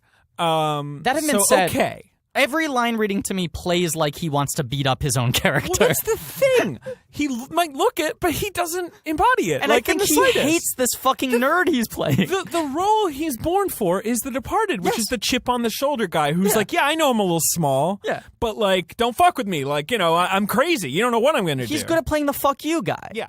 And this guy, he's playing the fuck me guy. Like, I don't know, fuck me. Like, oh, God. Or, like, what Russell does, which is he takes advantage of, like, you thinking like, this guy's like got an inferiority complex. You know, like in I Heart Huckabees or in The Fighter, he's kind of sad. Yeah. Doesn't trust himself. Like, that's good, Wahlberg. But it's that inferiority this guy's complex. Like cocky, but then you're also like, who is this? He's a science He teacher. uses machismo to overcome his inferiority complex. Not to overcome it, to disguise it, right? I guess so. If you take away the sense of machismo, you got nothing. So he's just like a straw man, because it's just like, I don't know, I love science. And he goes up at the end of every single sentence in a way where it sounds like he can barely keep his fist out of frame from punching himself in the face and being like, listen to this fucking nerd. That's what What's Sandberg this fucking mocked. nerd saying? It was just Sandberg, who is never like a master impressionist, but he just nailed the diction. Identified the diction. That up thing, and like that everything he says sounds like a stupid thing. And this is the movie where he does that the most, and where he's least convincing in every single line reading. Yeah. He says this thing to his kid where he's like, you got a perfect face. Well, guess what? Your face grows like 1/15 of a centimeter every year. Yeah. So in 15 years, your nose is going to suck. And then he's like, just kidding. You're always going to have a perfect face. I think about that all the time. Well, okay. I don't give credit to the movie, but it's just a weird thing to I like that about. Sometimes you see something in a movie and it teaches you something about life and you remember it forever. Okay. So what if turns out M. Night Shyamalan just made that shit up and you've been just thinking I believe it. But anyway, then we proceed pretty quickly. Alan Ruck shows up for 1 second as the principal, just to be like, hey, we got like, school's out, something crazy's happening. Yeah. Wahlberg goes home. Happening. Yeah. Something is happening. Yeah. And Wahlberg goes home to his wife. Oh, before that, there's a hard cut. Also, I do want to say it's 9/11-ish as well. It reminded me of my It's experience. all very 9/11, Yeah. right? Yeah, Yes. it's like It's all very 9/11. We gotta From leave school. Like the teachers. And we don't know what's going on. We just want to get everyone home. That's the what my 9/11 Village is the was movie like. about like a vague sort of trauma that people are trying to escape from. but like this is more directly. You can tell it's on his mind. This is living And through Lady it. in the Water too is about like there's like this specter of darkness around like the wars that we see on TV and stuff like. But those movies are reactionary. It's the fallout. This film is what does it This feel like film is- in the moment when the world is crumbling. It's kind of like what Spielberg did with War of the Worlds, except Steven Spielberg's War of the Worlds is really good and really like frightening and like disorienting. Yeah. Whereas this is not at all. So they hard cut from Alan Ruck going, just go home, be Yeah. with your families, to Zooey Deschanel staring at the camera, her big blue eyes. Like all eyes. I forgot All about that. eyes. They cut to, she's got obviously these gorgeous blue eyes, Right. and like they just cut to And they're like, wide her open. eyes. She's staring, she's sitting in a room by herself, and you're like, what the fuck's going on? And then cell phone vibration. I mean, I think it's supposed to be like a misdirect of like, oh, is she about to stab a chopstick through her neck or whatever? Right. But then like, no, she's just pensive because maybe she wants to leave her husband. Maybe. I don't know. Well, and then I think you also are supposed to think You see- misdirect. It's her husband calling her on the cell phone. Then she picks up and she goes like, Joey, I can't. We just got tiramisu one time. That's it. Can't you move on? I believe the voice on the other end of the line is M. Night Shyamalan. That is correct. M. Night Shyamalan is the voice of Joey in this film. I thought He it was. can't let it go. I thought this was the first one he didn't have a cameo in, but this time he plays a guy who He's will not on not screen. will not stop Bothering. Zooey Deschanel because they had tiramisu one time. And that's supposed to be innuendo, right? Yeah. Yeah, they had some tiramisu. They had some tiramisu. She had They some- ate it all up. Coffee flavored tiramisu. Yeah, he tiered her masu. Anyway, Wahlberg gets home. They get on a train to What's Harrisburg. going on? Who's Joey? Who are you talking They to? get on a the phone? fucking train to Harrisburg. Well, of course. What happens We're is in Philly, of course, his best friend is John Leguizamo. We forgot to mention this. which is Oh, great. yeah. Third build in the film. John Leguizamo has a daughter. Was it clear he was a math teacher? Okay, because this is his opening line of the film. God, this is crazy what's going on here. You know what I do? I just tell everyone statistics. Statistics calm people down. See, math can make life better. It's good being a math teacher. I don't think Leguizamo is bad in this movie, but he's certainly saddled with a very unfortunate series of lines. Hey, people like statistics. It's his whole But fucking game. You know, Leguizamo can really be bad. Like I think Yes. he's a great actor, but he But can he can really be go terrible. way over the top. and you can tell He when he's doesn't phoning it really in. Like, here. no, Yeah. he's pretty middling, I'd say. But he loves statistics. Yeah, so And he has this theory that statistics will calm people down, which I'd love to see the statistics on that theory. But I'd also like it's one of those half-hearted Shyamalan things where like he does it like twice. Like it's not enough. There's not enough of it he for it sets it up in his opening line He sets it up. He does it one time and then another right time. before he dies. Yeah, Um, both right before he dies. But Leguizamo says to him, he's like, hey, I talked to my mom. She lives in Philadelphia. They say it's safe there. We should go to Philadelphia. No, they're in Philadelphia. You mean Harrisburg? They're in New York. No, they're in No, they're in Philadelphia. Philly. They're in Philadelphia. They're going to Harrisburg. Are you serious? Yes, I'm serious. But the film 100%. opens in Central Yes, Park. but that's because it starts in Central Park. It hasn't reached Philadelphia yet, but there's like an encroaching wave, and so they're going to go to Harrisburg, which is in the center of I Pennsylvania. think the confusion is I believe there are some shots of a park in Philly there as are well. also to shots that happens establish later. where- That Okay. happens Yeah. later. Okay. That's like the second wave of the Okay. attacks. Yeah. Yes. I was going to say, I thought the film was they start out in New York and then it's about people having to get to Philadelphia because it's the only safe place left. Which I was going to load a lot onto that. No, because don't load anything on. I that. will because not, there's 'cause it those wasn't maps right. on the news that's basically like this sort of the dots, like It's this going sort from of the growing east wave. out. Yes, yes. And John Leguizamo is about 7 years older than Mark Wahlberg, Mhm. who's about 9 years older than Zooey Deschanel, If not more. and doesn't look good. Nope. You can pull that off sometimes, but Zooey Deschanel looks way too young to be his wife, Uh-huh. and Leguizamo looks like too old to be like his best friend. Mhm. The whole thing's weird. But yet they all get on a train to Harrisburg. But they have chemistry, those two, as friends, and Zoe Deschanel. Nobody and has Mark any Wahlberg. chemistry. What? What are you talking I about? see. I think this I is think the thing. that tiger has chemistry with the arms he rips off. That's about it. I think at the end of every scene with Leguizamo and Wahlberg, they high-fived each other, went like, what a fucking bunch of dweebs, right? Like, it feels like both of them thinks their characters are losers, right? Leguizamo definitely does. You can tell, like, yeah, he's like, I'm playing this guy as a bit of a nebbish. Can I throw out just And it's a bit too obvious. Can I throw out a quick IMDb trivia fact? Yeah, shoot. This movie was shot completely in sequence. Which is something he's done before, right? He does that. Yeah, but it's very unusual. It is, and it's expensive, I think. It is. Although this movie does have a progression that made it easier because, like, we don't ever cut back to Philly or whatever. They're on the road. Yes. So I suppose that made it easier. Yes. So they all meet up at a train station. Leguizamo, his daughter, Zooey Deschanel, Mark Wahlberg, Mark Wahlberg, right after Leguizamo told him the thing about fucking statistics, was like, by the way, Alma and I have been fighting. And he's like, what's going on? And he's like, I don't know. Marriage isn't going well. And he's like, well, dude, I've been meaning to tell you this since it happened. But when you got married, I walked in on her in the changing room. It is so weird. In her dress. She was crying. And then she looked up at me and she gave me a look. He says this after news that there are basically like chemical attacks in New York. And after That's telling him that statistics calm everyone down, then he tells his friend something to freak him out. And he goes, she looked me in the eyes and she gave me that look. And I said, what kind of look?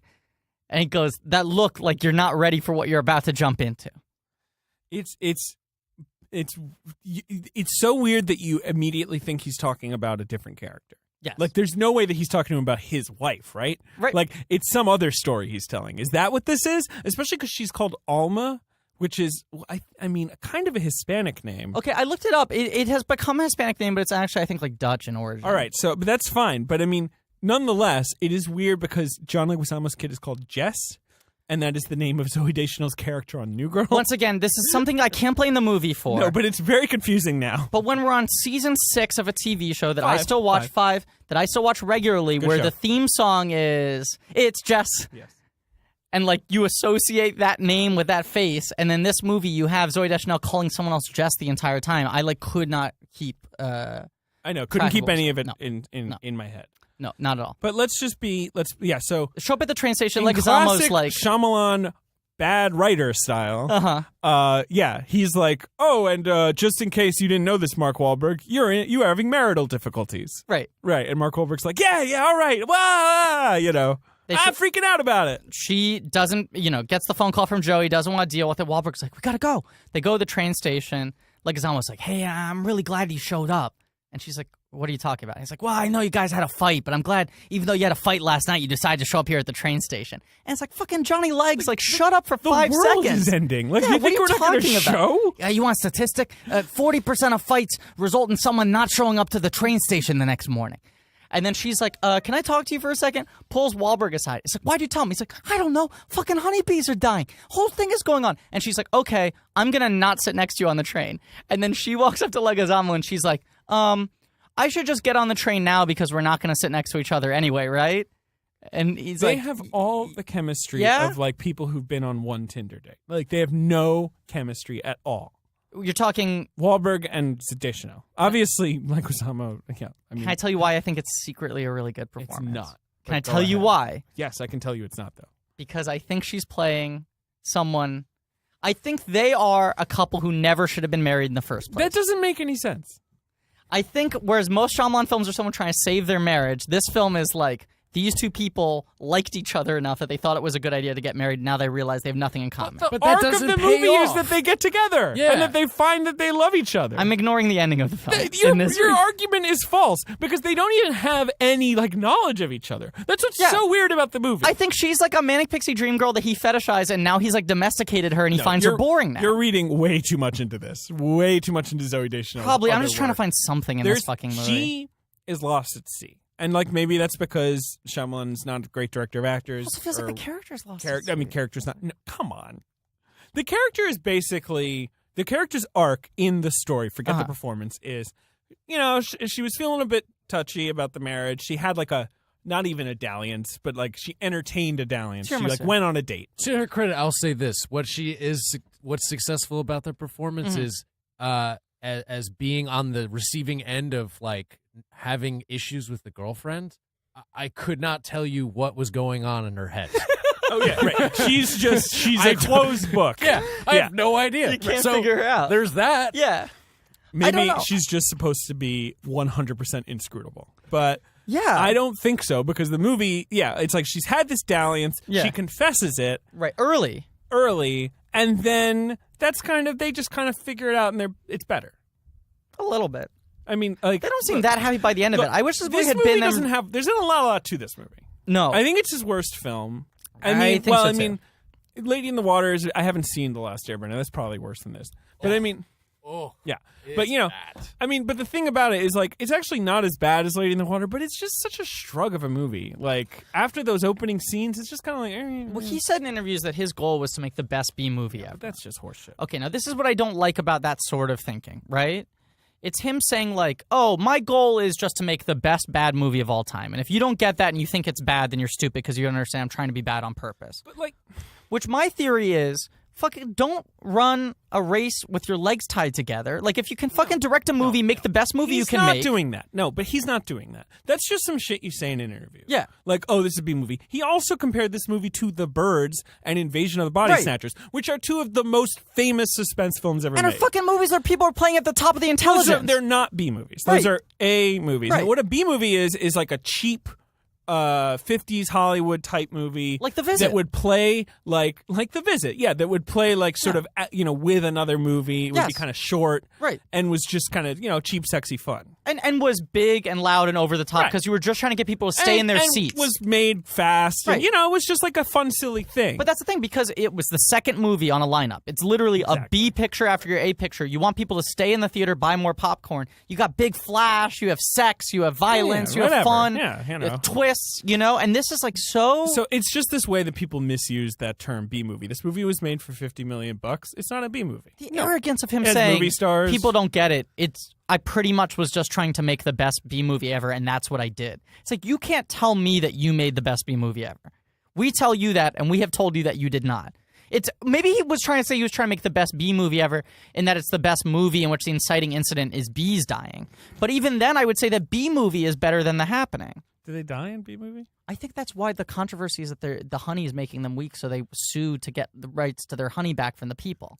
I think that's the plot of B movie. Who was it who told him to make B movie? Some maniac. Jeffrey Katzenberg. Yeah, was like I think Seinfeld literally just said this shit to Katzenberg at a party. Katzenberg was like, "It's a movie. We're making a movie." Katzenberg wanted Seinfeld to do an animated movie, and he was like, "Jerry, come on, you gotta do an animated movie." And he was like, "I don't have any ideas." And he's like, "Well, just cast something. You must have some idea." And he's like, "Well, I thought it'd be funny if you called a movie B movie and had bees in it." And he's like, "Green light, done." Like, that was the story. He just wanted a Seinfeld movie so badly. Anyway, It's about the So, but let's get through the plot of The Happening. Okay. They get on a train. They're on a train for a little bit. The train stops. We lost communication. In the middle of nowhere. And there's this kind of good scene where Wahlberg is like, "Why'd you stop? What's the matter?" And all the train conductors are together with their hats. And eventually they admit, like, there's no contact with the outside world. And Mark Wahlberg says, "With whom?" And he goes, "We lost contact." And he goes, "With whom?" "With everyone. The whole world." So. With whom? At this point, John Leguizamo is really worried about his wife, I believe. Yes. So he decides to go off in search of her, like kind of into the danger zone, right? That's the idea. Well, they go to a diner. The diner gets a news report saying that it's spreading across the city. That's where they see the video on their phone of a guy getting ripped to shreds at a zoo. He walks into a lion's cage and he holds one arm of the worst out. scenes. It's the worst version of, he's trying to remake the birthday party scene from Signs, where it's like you're watching the video and you can't really see what's going on. But then, like, it's like, oh, you're behind someone's head, and then when you can see, it's just a guy walking around with, like, a bloody stump that looks like a fucking SNL sketch. It looks like the Phil Hartman as the weightlifter. You know what I'm saying? Where his arms fall off, and it's just, like, ketchup shooting out. The other thing that doesn't make sense is the birthday party scene in Signs is shot exactly as that would be shot. Yep. Where it's, like, kind of panicked. Someone is watching someone get torn to pieces by a fucking animal, and it's just holding their camera steady right on. But there's one moment where the camera goes down for a little bit, and he's like, oh my god, and then he lifts it back up again. Right. Just to kind of make the transition between violence. Yeah. Ugh, it's crappy. It's terrible. So and at this point, the movie sucks, right? We agree. Yeah. Leguizamo sees it spreading to Princeton, which is where his wife is. The owner of the diner is like, we all got to get out of here. The electricity goes out at the diner suddenly. Yeah. So they all start trying to hitch rides. All right, so here's that's what I was getting to. Yeah. Leguizamo decides to go into the danger zone. Like, he wants to go to Princeton and get his wife. Not run away, go in with a bunch of people who are in like a Jeep. Yeah. And instead, goes, take my daughter. He gives Wahlberg his daughter. Yeah. It's a disastrous decision. They go in a car with Frank Collison, who's a great character actor. Frank Collison, who was in The Village. Yes. He plays a plant nursery owner. Which he explains the second he starts talking. Hey, my wife and I have a car. We have extra seats. We run a plant nursery. We just got to go back and get some plants. But if you want to come with us as we go get the plants, you can come with us. Like, he just immediately outlines everything you need to know about him for the sake of the plot. He does. And Frank Collison's weird looking. Yep. And this movie makes him more weird looking. He's got like a beard and shit. Yeah. And so I think you're watching it thinking like, oh, this guy's trouble. He's going to be the creep. No. Nope. No. Nope. Not at all. But whatever. But it doesn't even feel like it was a conscious red herring. It feels like Shyamalan didn't realize that the way he positioned him in the movie would scare people, would make them unnerved. It's hard to know. But anyway, Wahlberg, Deschanel, daughter. Jess. Jess, who's played by Ashlyn Sanchez. Yeah. They get in a car with plant nursery people to go like further west. And now they just have a daughter. They have his best friend's daughter. And there's this scene. Oh, Ashlyn Sanchez, by the way, it's the little girl from Crash. That's the other big thing really? that she's in, yeah. Who would choose Michael Pena's daughter? Yeah, she's in the best scene in the movie. Yeah, very good in that. And I believe she played one of Smith's kids in The West Wing. Smiths. It's a pro Smiths Chip. podcast. Yeah, I know about Smiths. Yeah, definitely. Yeah. Smiths. I'm totally lost my train of thought. This movie's so boring. They just go. Oh, no. There's that scene where like when someone's like, tell you statistics, right? That's my favorite scene in the entire film. It's such a weird scene. So they drive into Princeton and they're like, what? Why are these cars parked on the side of the road? Why are these ladders? And then they look and all the all these guys have just hung themselves with like hoses from the trees. It makes no sense because they are like 40 feet off the ground. It's like, how the fuck did they get up on those trees? But all the ladders are there. Is the idea they're supposed to be repairmen? All right, so I There's guess landscapers. They're landscapers or whatever. It's a bunch tree of trimming. There's a bunch of trucks. Right. And then there are a bunch of ladders, and as they drive further, they see all these guys hung up by the hoses. I mean, it's kind of scary. He's got some good images across the film. He kind of did that in The Sixth Sense. Yeah. He already did the, like, hanging people. Yeah. I don't know. Like, it's fine, though. Hanging is creepy. That always is creepy. Always creepy. It's always a creepy image, right? So there's a teenage People girl in the hanging. car, and she's freaking out. Her parents, who are in the car with her, are doing nothing to calm her down. And Leguizamo from Shotgun turns around and is like, hey, you know what calms people down? Statistics. Let me tell you some statistics. And then, like, gives them statistics. I think this is an okay scene. And then he does the game with the dollar. He goes, if I give you a penny the first day of the month, and every day I double it, how much money do you have by the end of the month? And she's like, oh my God, dead people. And he's like, just focus, work on the question. Math calms people down. People like numbers. And she's like, she gives like the wrong answer. But they're also cutting to that shot of the he notices that. I mean, good they're idea, by the way, trying to clog guys. up the windows. They're trying to stuff the windows with clothing. They drove. It's an airborne disease, and they drove in a fabric Jeep. Like, come on, like the Jurassic guys. Park, like fucking Jeep Wrangler. Yeah. He notices a tear in the roof, and he keeps going with it. Well, I don't understand. I think he knows what he's it's trying, over, but he's just trying to chill her out. Yeah. Well, but the thing that is both good and bad about the gimmick is like it doesn't. No one attacks each other. That's like the central thing. You kill yourself. Right. Which is kind of a problem in this movie because it means that there's no like threat. The only threat is wind. Yeah. So like it's not like you can be like worried like, Deschanel's gonna get a whiff of this and turn on me. But it is also kind of cool that doesn't like it is. But it doesn't work. I mean, it ends up hobbling. I mean, it's not even that worth going through the rest of the plot of the film. We'll go through a couple key details. This is the big thing what you brought up that I want to talk about why this movie's kind of like fundamentally, dramatically inert with the way it's set up. But I just have to read this from IMDb Trivia. The exact answer to Julian's math riddle, with the average month having 30 days, is $10,737,418.23. The answer is not $10,737,418. Literally, no one knows what you're because talking about. Julian right is now. asking about the total sum of the amounts from Griffin, all days, I'm and taking every your phone amount away. I'm is taking an your phone away. even number except the amount on the first day, 1 cent. Therefore, the total sum must be an odd number of cents. In addition, No one when the cares. month in question is 31 days, then $10,737,418.24 would be the amount on the 31st day, and the total sum after 31 days would be, take a guess, I don't care. But you're gonna cut this out? $21,474,836.47. I think Ben, please cut that out. I just dropped the phone. No, that's in 100%. Yeah, that was really bad. That's in 100%. People wouldn't like that. People will love it. But anyway, let's move on. Okay, so movies like this, where the threat is a force in, it is in. Let it out. It's in. No, but yes, it's Where the had force the day after tomorrow had come out a couple years. was 2004. before. It was 4 years earlier, And right? 4, right? Yes. And that's a movie where people outrun frost. Yes. Right? Like an ice. Right. Cold. Movies like this, where there is some sort of attack that is Natural, threatening yes. humanity, but is a natural occurrence. It is hard if it's not like an alien. There's not like a fucking like manifestation, like a physicalization of the enemy that you can conquer. If there's not a way to reverse the effects. Because it always just is like, well, I can't believe that this guy could stop this. and if it just stops suddenly, then it feels like a cheat. Like, what do you do? So the movie just becomes them trying to outrun it.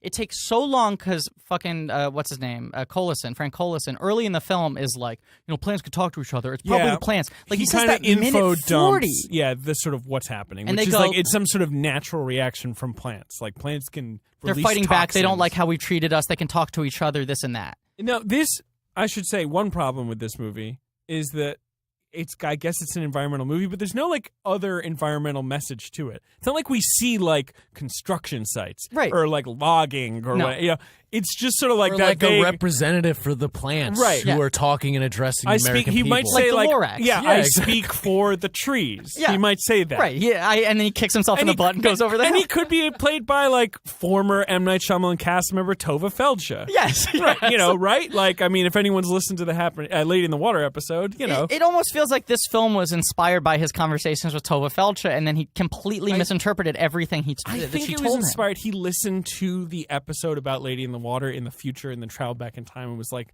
what's going to work. This is short, but I have to throw out another IMDb fact because it makes as much sense as what you just said. Can you totally throw this out and we're totally cutting the other thing that you did? And 100% both of them that? are 100% in. Nope. Towards the end of the movie, Alma puts something in Jess's backpack. The backpack has a picture from Avatar: The Last Airbender. Okay. On the next scene, Jess boards a school bus with the number 2010 on its hood. This is an allusion to The Last Airbender, which was released in 2010 and also directed by M. Night Shyamalan. So this person is saying that he put the year of the movie and the cartoon show that the movie was based off of in the movie, even though he had not yet decided to make that movie.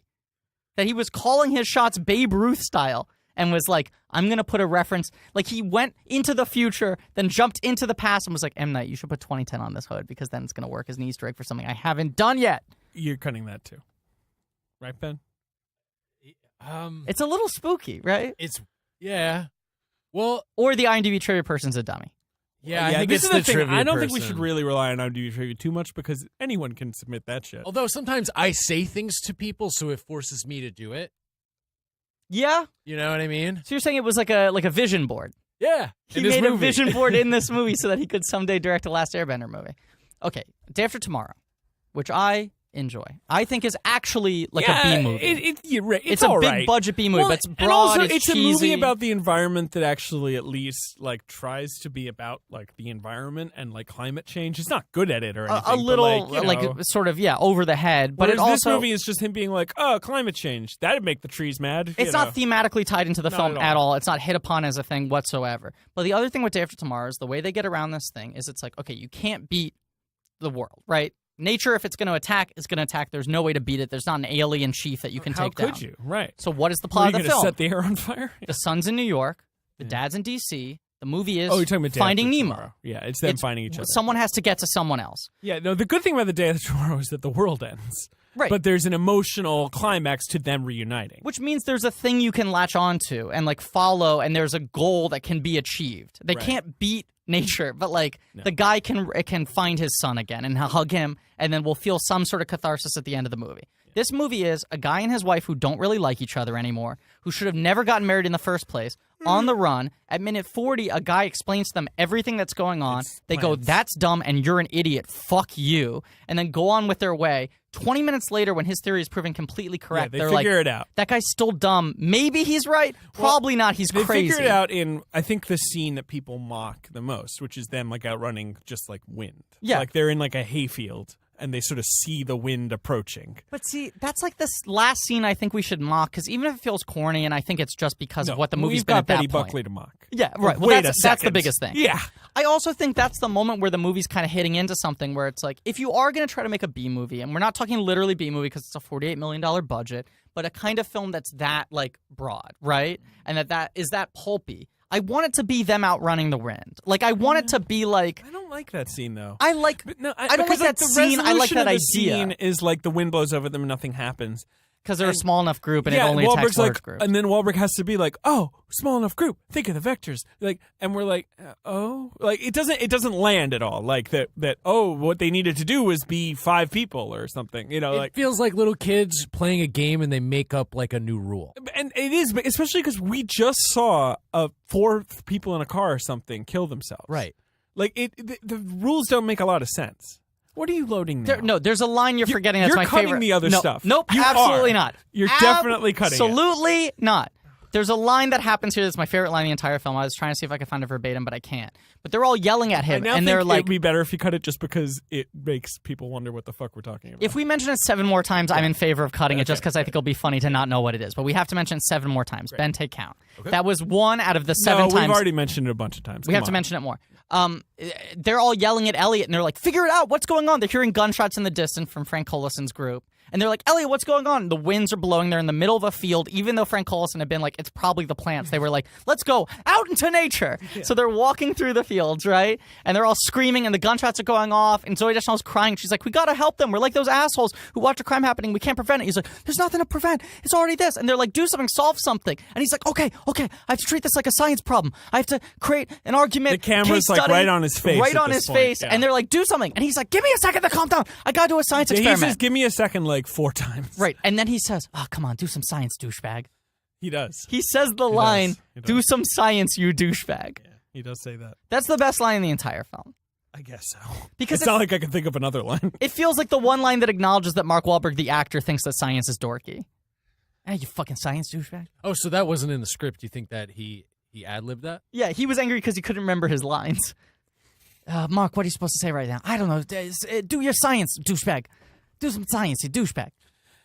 There's another line I really like, which is when when John Leguizamo is like, my best friend and his wife who I don't trust, can you please take my daughter as I go to Princeton? Take my daughter, the one person I care about most in the world. Yeah. And so Deschanel's like, okay, come with me. And she holds her hand, and he goes, hey, don't take my daughter's hand unless you mean it. It's weird. It's a weird moment. He hates her so much, but it's like, but you're also going to leave her with her? But like, you want her to take care of her I and want not to get hold her back to hand? this. I want to get back to this. So they're in the field. No, I'm talking. Yes. I'm talking. Because I want to get back to this, and it's right around this moment. Okay. There's this drama about Deschanel. Yeah. And like, there's this rift in the marriage. Yeah. And then they're walking, and she's like, "So I had tiramisu with M. Night Shyamalan." Like, and I just needed to tell you that because I think we might die, and I just want to tell you I had tiramisu with this guy Joey, and nothing happened, but I did it. Yeah. And he's just like, why are you telling me this? Why are you telling me this? And then he has some response that he makes up. He admits it's made up. I forget what it is. He says he was at a pharmacy and there was a cute woman and he bought... Completely in a, like, what's the word? Cough syrup. He said cough syrup, unnecessary cough syrup. Completely unnecessary cough syrup. Yeah. And she's like, is that true? And he's like, it was expensive. No. It was like $20. And then after that, the problem is solved. They just kind of needed to air that out. And then that's it. They still don't seem happy together. They're not. You're reading into that, to their bad performances. They shouldn't be married. The way the movie is structured, they just sort of like, it's just sort of, I think maybe in his rewrites, that was what he was like, oh, I have this, killer tree movie, but I need like a bit of an emotional spine. Right. So we'll do this thing about this marriage that's like, kind of like many of Shyamalan's movies is about a marriage that's kind of fractured, and we'll get them back together. They've also at this point dropped like 4 seeds about the mood ring, right? Which feels mood ring. But it feels like in Shyamalan fashion, like that's the glass of water. Like the mood ring is somehow going to help them save the day. And then like the kids want to try it. Like, so drop 1 is when he goes home and he's packing his bags, he reaches for the mood ring before he leaves. Drop 2 is when the daughter's freaking out, like Leguizamo's daughter, new girl. He's like, hey, you want to see something fun?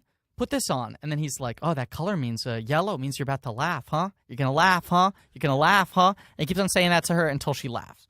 Then, after Frank Collison shoots himself, and he's like, we got to be a small group. Their group is now splintered off, and it's like Deschanel, Wahlberg, new girl, and 2 kids, one of whom is played by Spencer Breslin.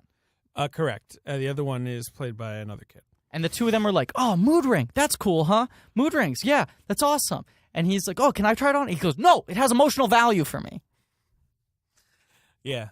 Okay, where's the mood ring going? M. Night, what are you dropping here with the mood ring? And at the end of the film, he's like, remember on our first date when I gave you that mood ring?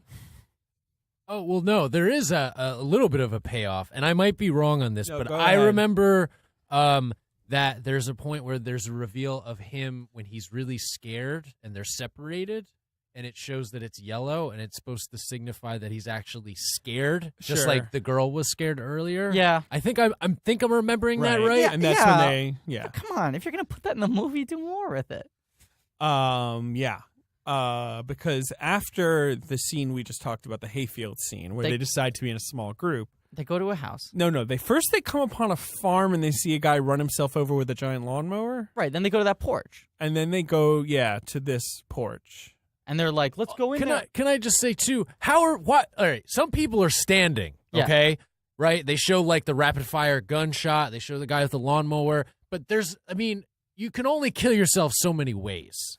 You can, but also, it's one guy. Why is isn't Wahlberg's thing not working on him? The logic doesn't... We totally skipped over Jeremy Strong, who for 15 minutes plays a nervous soldier. He essentially plays Gomer Pyle. Oh, God. Oh, my God. He's the brother from I forgot about the judge. That. Yeah, he's the brother from the judge. And he plays a nervous, stuttering soldier. And he, when they're in the car with Frank Collison before they split up, he's like, oh, sir, I'm going to figure this out. And he's a good actor. Like, he's good in The Big Short. Like, he can be a good actor. Yeah. He can be catastrophic if used incorrectly. I mean, it's not his fault. It's not his fault because at all. There's a scene where they all driving in different directions, and they run into the army, and the army's like, "Can't go that way. Like, I'm Private Blah, and I went to the base, and everyone was in the barbed wire, and But I'm not exaggerating. There's 12 minutes that are them following him, it's a lot right? Of him. And then what happens to him? He shoots himself with his gun, and that's what sets off the trigger of all the guys, and then Wahlberg doing the science equation. So now we get to the porch, and he's with the two kids, and the guy's sense of presence knocking on the door. And he's like, come on, we got a kid, we need food. And Wahlberg's like, don't fucking do that. What are you doing? He's like, come on, it's a little girl, we need food. And this guy's like, get off my porch.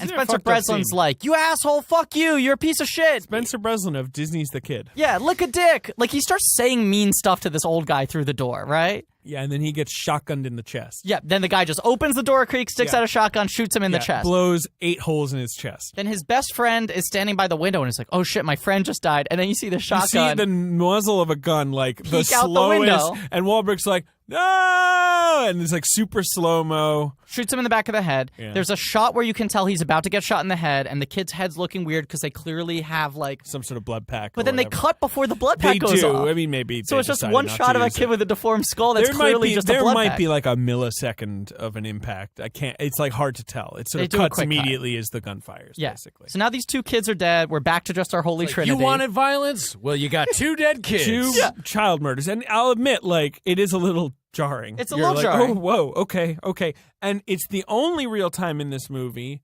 that what you think is going to happen people turn on 30 minutes in is, if he's talking about the Birds and Invasion of the Body Snatchers, paranoia movies. That's the thing you want to get at. You'd think there'd be more of this, but there's not. Okay, but then they get to a house. There's 3 of them. They get to a house. They do get to a house. Ooh, there's no electricity here. That's interesting. This house seems safe. Ooh, it's just one person. No one's coming here. What a kind old lady. No, we haven't even met the lady yet. Oh, there's also that part where they go to a model home and they're really happy there, and then they're like, oh, we got to leave because other people are going to come here, so they just leave. Yeah. I mean, there is this sense of there's a wave, so we have to keep outrunning the wave. And they do. But no, they are deep in the wilderness when they come to Betty Buckley's house. Yeah. And then Mark Wahlberg is looking at Betty Buckley. Yeah.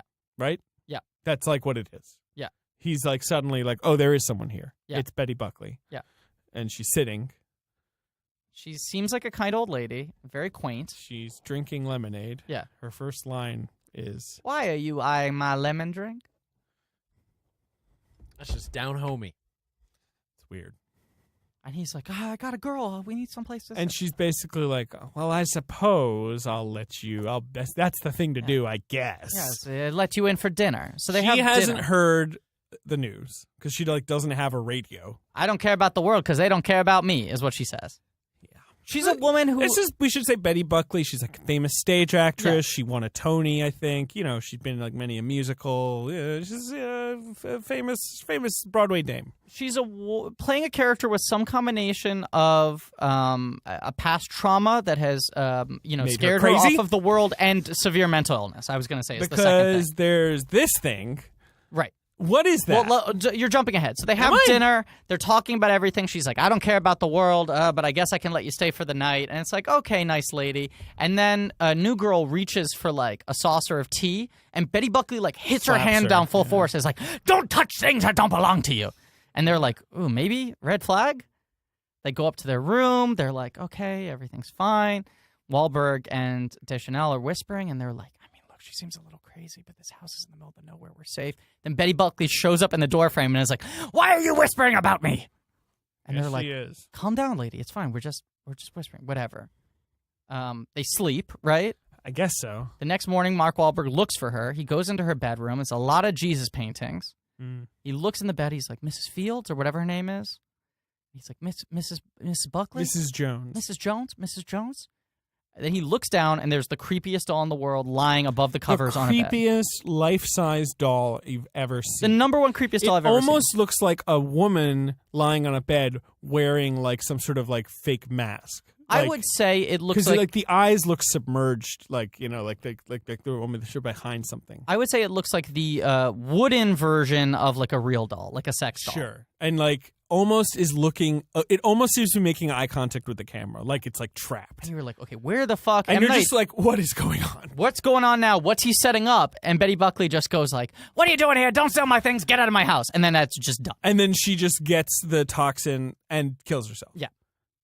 But what her deal was, why she had a doll on the bed, none of that's clear. Now, she did mention during dinner that they used to use the house to store slaves, to hide them out, to get like an underground railroad thing. Okay. So they had a cabin that they had connected to the house, and there's some sort of tunnel you can use to talk to people through the tube. Yeah. So even though the house is across the field, you can. It's like they're at just this point, there. I'm zoning out, but I'm like, oh, I guess this is gonna matter, like because there's no way they'd tell us all this shit. So Wahlberg's freaking out. She's smashing her head through the window because she is the toxin. The air's coming through. The winds are blowing.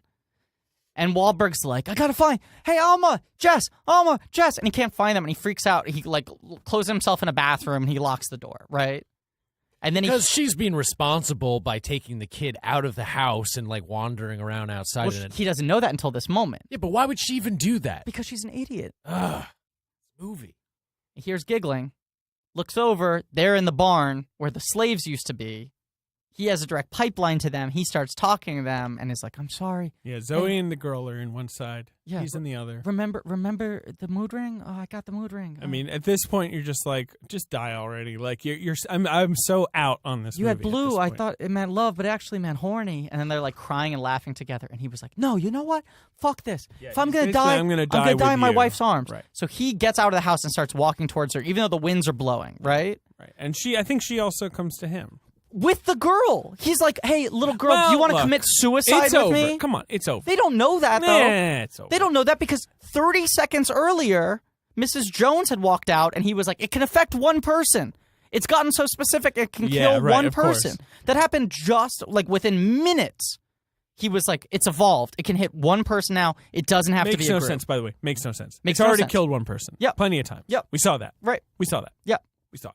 But then they walk out and they're both, Oh, and guess what? It's fine. They're fine and they just hug. And it's Great. over for no clear reason. Love conquers all. Yeah, they're fine. And then we see a TV report where it's like scientists being like, "Well, it's like a red tide in an ocean where it's like it happens, like and then it stops, and it's like a warning." It you know? happened, yeah.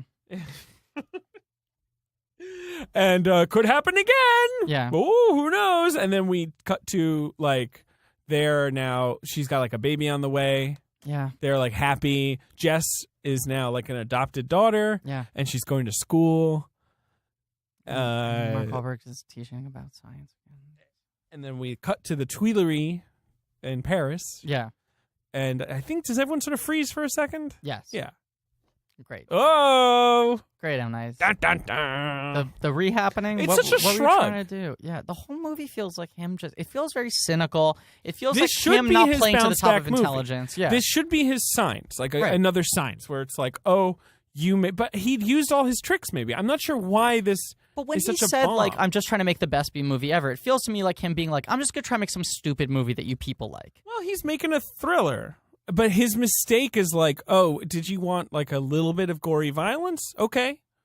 Give you a little. It's not much. Do you want me to double down on that, like, broken marriage thing I made in all my other movies, but cast two people who never should have been married in the first place? Here's my question, though. Who is he asking? I know these are rhetorical questions. Yeah. Does M. Night have, like, industry friends? Or, like, I kind of Sure feel he like, does. I He don't know, must for have whatever his- reason, he strikes me as this guy who's just on his own fucking island. And Yeah, he's just, he's in Philly. He's not in Hollywood. he's just like very much just lost by like reading into this film. Like, what is this? And this What is film also, happening? this is the start of his movies feeling very first draft, right? Yeah. Lady in the Water Yeah. 2 feels like he had an idea, he didn't do the work. Like, Well, he but- didn't and do also, the work to make it fit together to really hit your Lady theme. in the Water is him still having so much power that he can just write a thing and just not Right. have an editor. Yeah. Now this he apparently rewrote, Which makes no sense because Yeah. the script still feels like a first draft to me. And I wonder what the changes that people wanted were. I I also think that my guess would be that he spliced in this more emotional story. Like that, the first thing was the green attack thing. But I almost feel like I'd rather the movie that doesn't have the emotional story where it's like establish a group. Like don't make it centered I around don't one think- character. Make it like the Blob and make Yeah. it like here are 20 Yeah. people and they're just Well, on the run. or- And it's or like a make- zombie well, movie. then, Like come one on, by like, one they're dying The off. Blob's a good example. The Fog is a great example. Yeah. But you know what the Fog does? Ends sad. Yeah. And has a lot of that sort of paranoia, like people pointing guns at each other, people turning on each other. I think this movie needs to end sad. I think it needs to have people turning on each other from the beginning. I think it needs to be about how we've brought this upon ourselves. This movie And I needs also to end think with everybody on Earth dead. Yeah. And then just like fucking wind blowing through the trees. But the way to right? set up this Yeah. movie is give us 12 fun characters at the beginning. Have them all cross paths and then one by one watch them die. Now I want to say something. Yeah. I want to quote the poet laureate's own words. Oh my god. The text that we received? The text that I received at I think it was on a Monday. Yeah. From Benjamin Hosley. Is your full name Benjamin? Actually, I have no idea. Yeah, it is. Yeah. Okay. James Hosley? This is at McCormick. Oh fuck, This I is always at get that wrong. 4:53 p.m. on March 8th. Oh, just a March afternoon.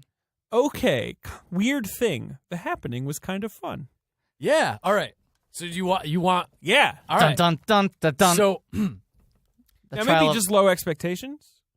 yeah, Yeah, for okay. sure, For sure. Sure. for sure. Yeah. And like, there are elements of it that, the campy elements we've kind of already pointed out. Mhm. But like, I'll say honestly, what I really liked about this movie and like had some redemption for me was the kind of video art moments of this film.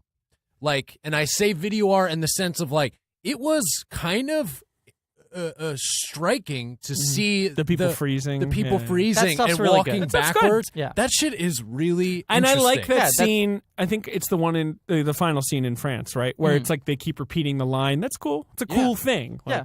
And so, like, even like with David's point of like the movie should have ended with the whole world dying and just like tumbleweed. Like, Sure. I almost kind of would have loved to see this like in a like very artsy tree. Oh, like his tree of life, Yeah. you know. Sure. But yeah, I don't know. Fuck it. I like. Or look, maybe I'm that okay. maybe that is the right way to do it. Like I think look, we in like 13 sentences just fixed the entire movie. Like we threw out the 12 things you would need to do in order to make this movie work as like more successfully as a thriller, as an emotional story, all these things, right? Yeah. But I also think like the ending has to be is everyone dying. Yeah. Because there's no way they can beat the happening. And if the happening just stops, it feels like, well, fuck you. Why did it stop? Yeah. I mean, which to be fair, the War of the Worlds has the same thing, where it's just kind of like. And it pisses me off in War of the Worlds. Well, I like people don't War of love the it in Worlds a War of the lot Worlds, more, yeah. but I don't like when that happens. But in War of the Worlds, there's at least a suggestion of like why they get Yeah. sick, and this is just like, well, it stopped, but it could come back. War of the Worlds is also aliens. Like it's easier to stop a force that has a brain, you know. But I also think that the way he could have ended this movie was everyone fucking dies in America, and then you cut to France, and that France ending actually has some like weight to it because it's like, okay, it's gonna go country by country rather than just being like, here's another place. Like it felt like systematically America's done, and now every other country has their shot to like fight this thing. I think that would kind of be a cool ending. It could be. I think the beginning's great.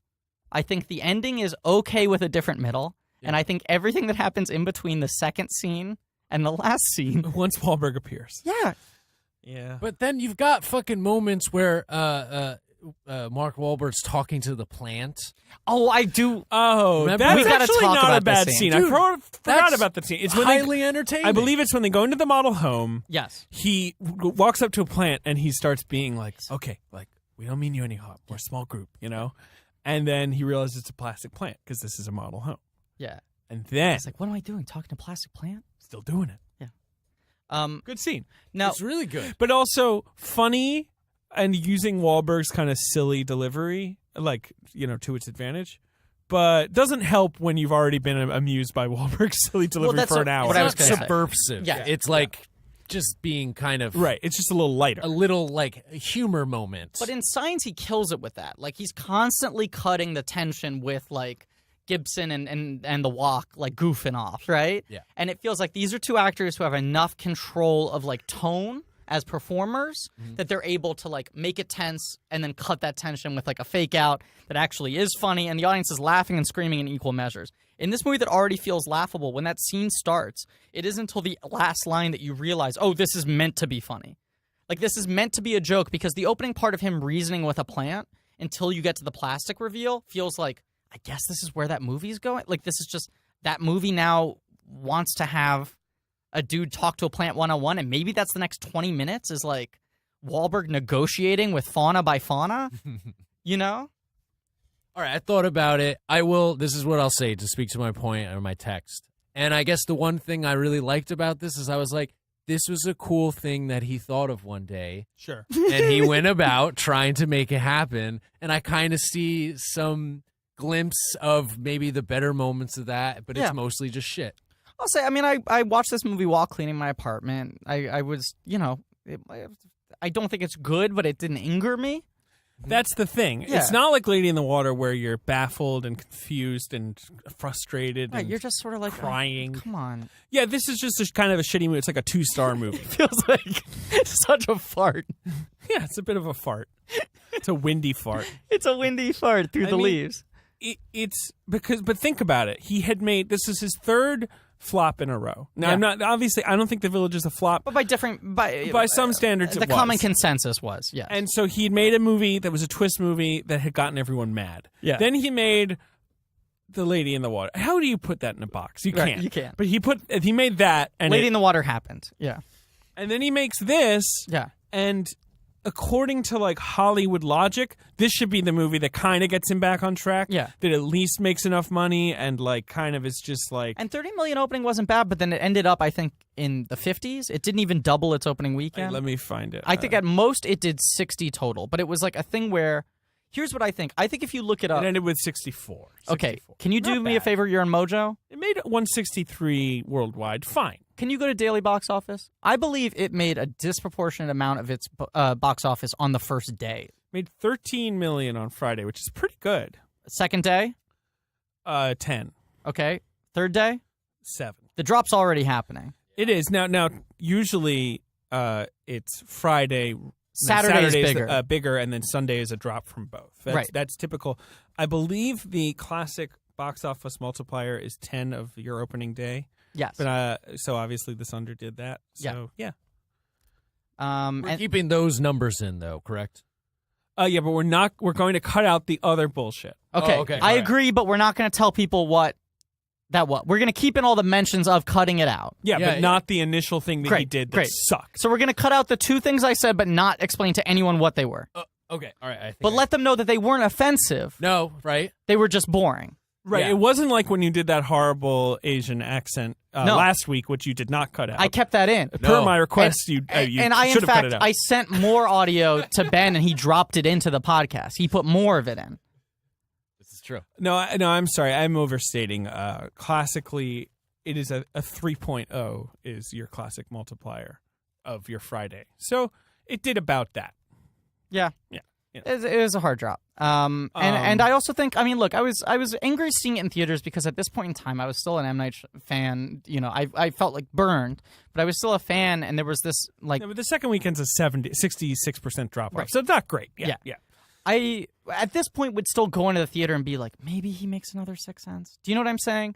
And now I watch it, and I know it isn't the Sixth Sense, and I was Right. just kind of like, fine, whatever. Yeah, no, it's not a letdown. It's short. It's his shortest movie. It's an hour and a half. Tight 90.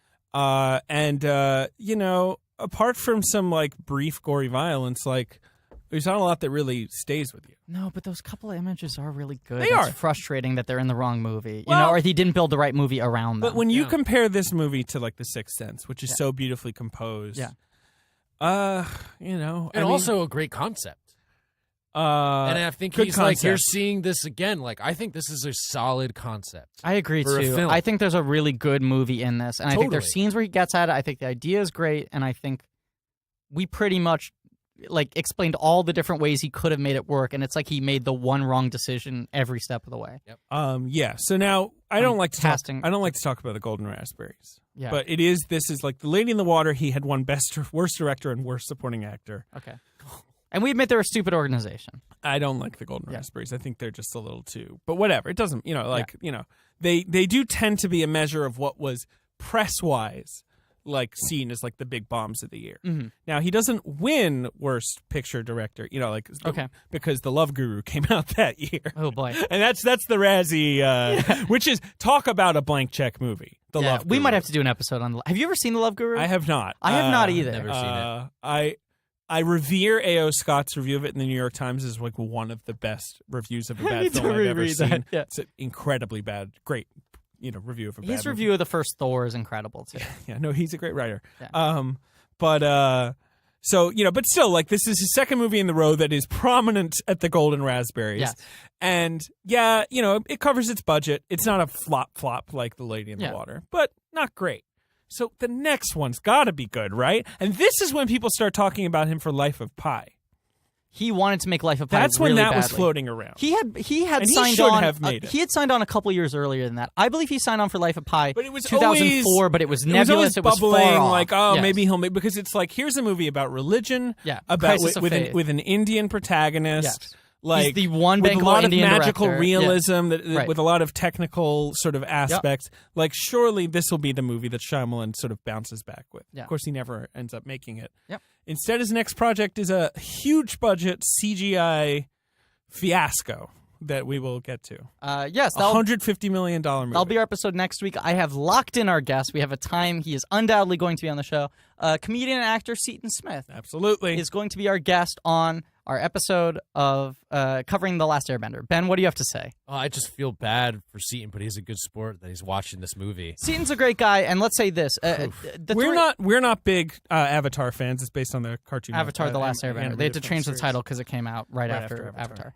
Seton is a big fan of the cartoon So show. he's going to kind of represent that Exactly. faction. I have seen I've seen a couple Avatar, episodes. and I think it's terrific. I just never committed. It's like, you got to watch 100 Yeah, episodes. so Seton has agreed to come in because, much like the Lorax, he wants to speak for the Airbenders. But we should just talk, he wants to defend. He's a classic blank check guy, Yeah. Shyamalan. Because it's like, the point I'm trying to make is like, swing and a miss.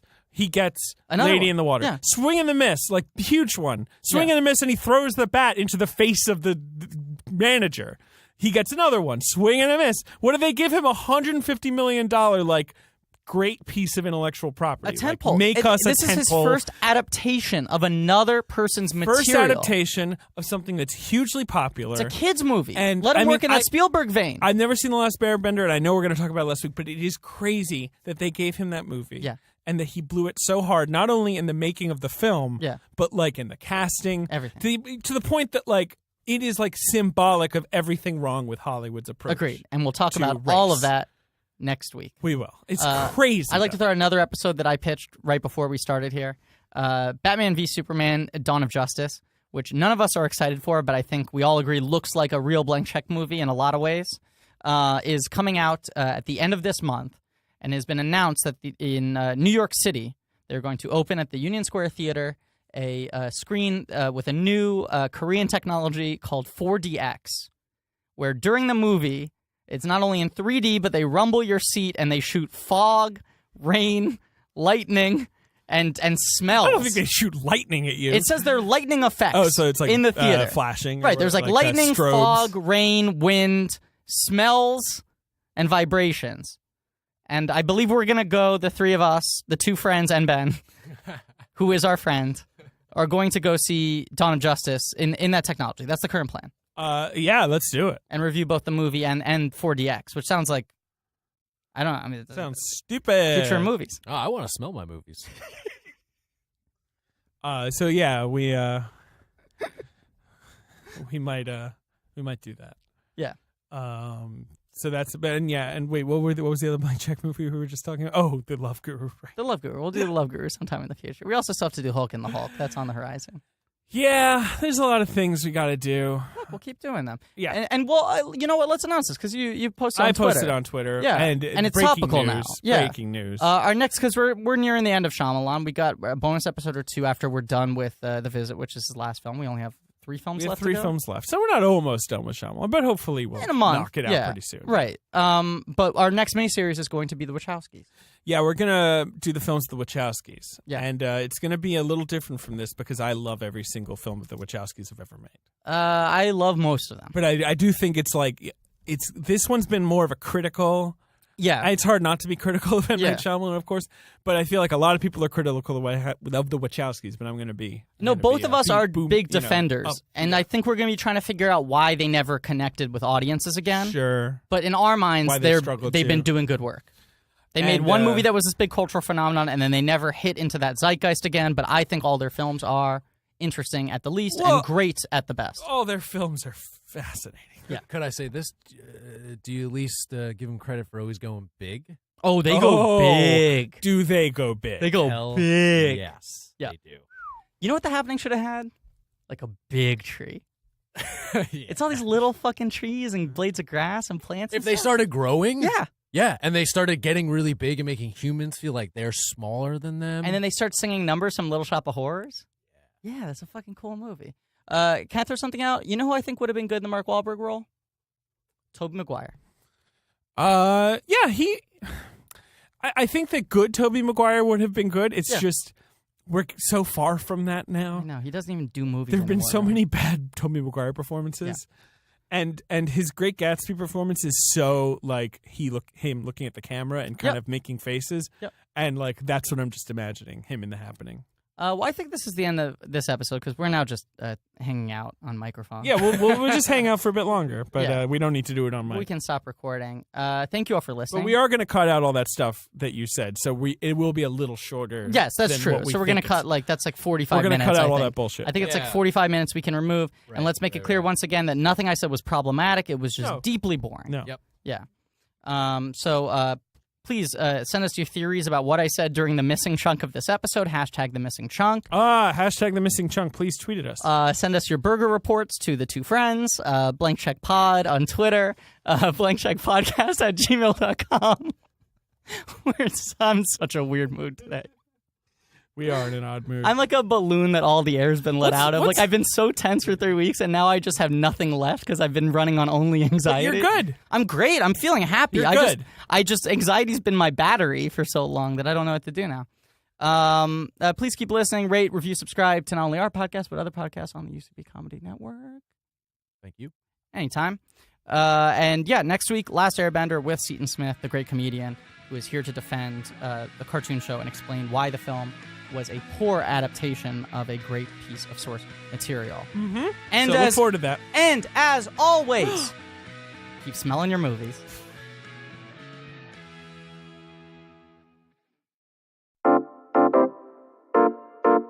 This has been a UCB Comedy production. Check out our other shows on the UCB Comedy Podcast Network.